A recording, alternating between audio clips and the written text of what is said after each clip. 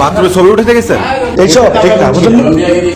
Restaurant সুস্বাদু খাবারের জায়গা তা সবাই জানে, কিন্তু ইদানিং কিছু রেস্টুরেন্টের টয়লেট যে গোপন ডেটিং স্পটে পরিণত হয়েছে তা প্রমাণ হলো উত্তরার এক লজ্জাজনক ঘটনায়। সেখানে ওয়াশরুমের ভেতর অসামাজিক কাজ করার সময় হাতে নাতে ধরা পড়েছেন এক প্রেমিক যুগল।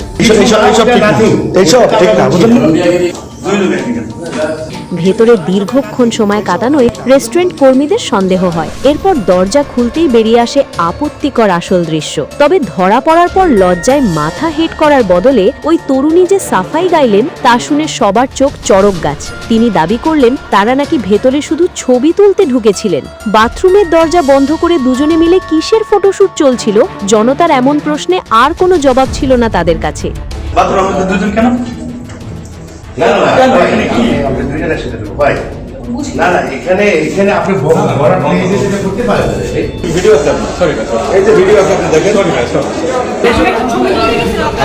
ছবি উঠে গেছেন। শেষমেশ গণধোলাইয়ের ভয়ে অনবরত স্যারি বলতে বলতে কোনো মতে রেস্টুরেন্ট থেকে চম্পট দেয় ওই যুগল। এই আজব কাণ্ডে নেট দুনিয়ায় এখন হাসির রোল উঠেছে।